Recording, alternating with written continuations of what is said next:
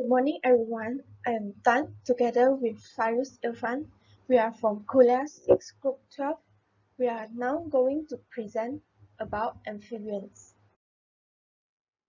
So, actually, what are amphibians?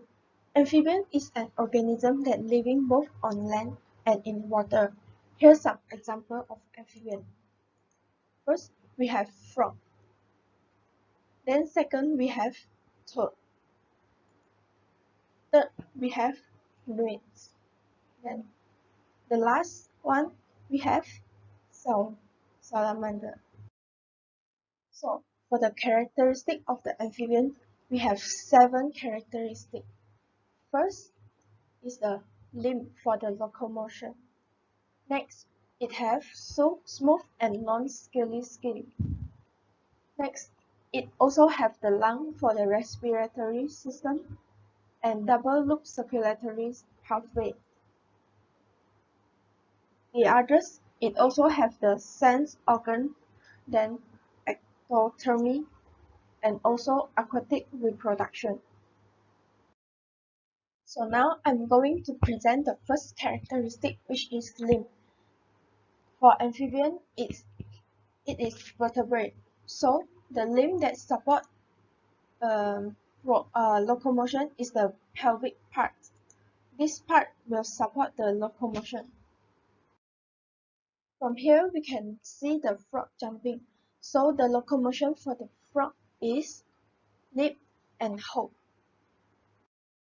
So next we proceed to the second characteristic, which is smooth and non-scaly skin.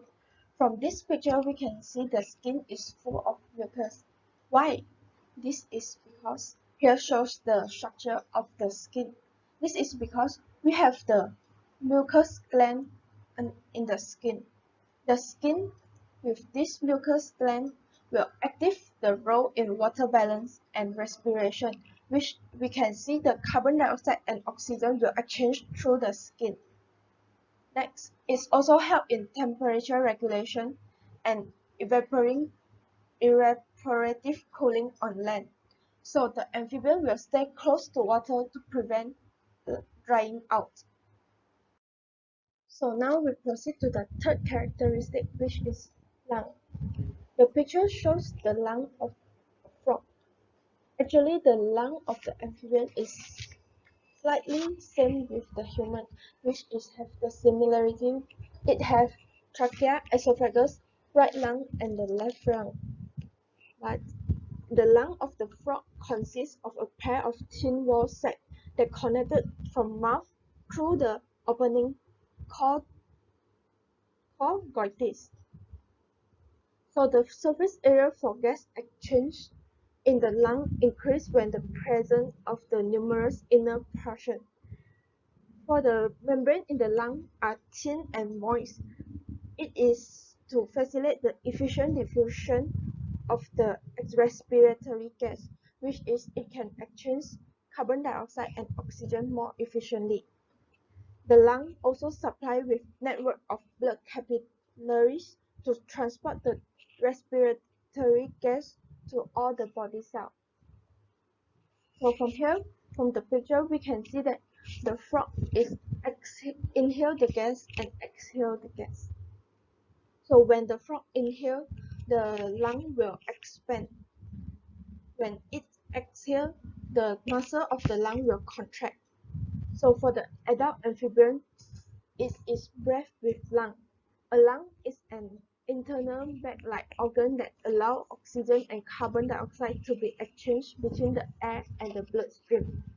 The amount of oxygen a lung can absorb depends on its internal surface. The greater the surface area, the greater the amount that oxygen can be absorbed. So now I'm going to present about the double loop circulatory pathway. For the lung of the amphibians, it's a little bit different from the humans one. Humans, we have 4 chambers with its two, two atrium and two ventricle.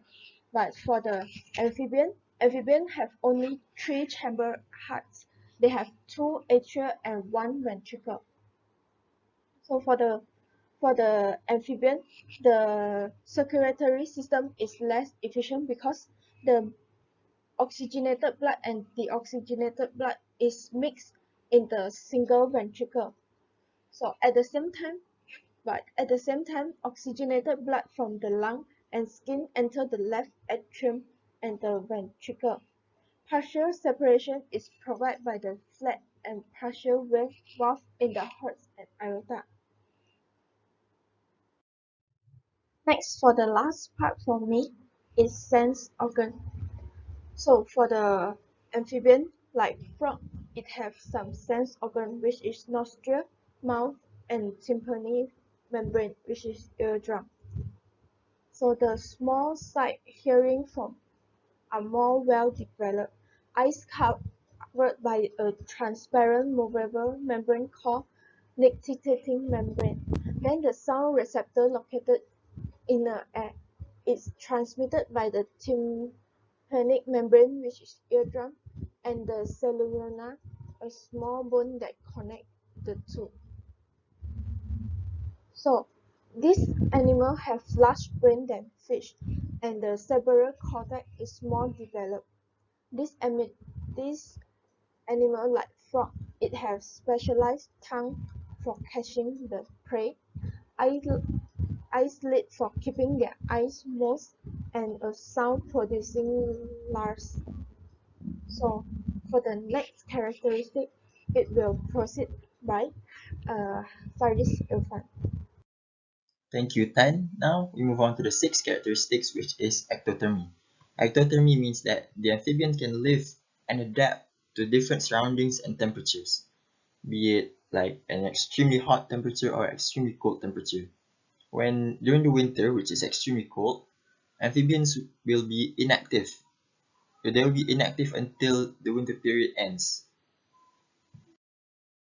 The last characteristic is aquatic reproduction. Amphibians undergo external fertilization, which is the same as humans. It involves an egg and a sperm. After reproduction, the eggs are protected by a jelly coat and deposited into the water. After a couple of weeks, a tadpole will be born. The tadpole can only live in water, but after they mature and become adults, they will undergo metamorphosis. That process allows them to breathe on land. Now we move on to the diversity of amphibians. There are three main groups of amphibians, which are salamanders and newts, frogs and toads, and lastly, caecilians. The first one is salamanders and newts. Their movements are like a fish, with side-to-side and sinusoidal movements. They are also carnivorous and practice internal fertilization. Next is frogs and toads. Frogs and toads can be found in places with warm temperature, such as subtropical, temperate, and desert climates. They have long hind limbs, which is specialized for jumpings. They are also carnivorous and they secrete poison.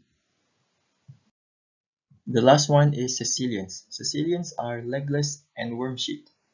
As you can see from the pictures, there's on the worm there's like a lot of lines. Those are called annuli. Annuli is folds of skin that makes them look like segmented earthworm.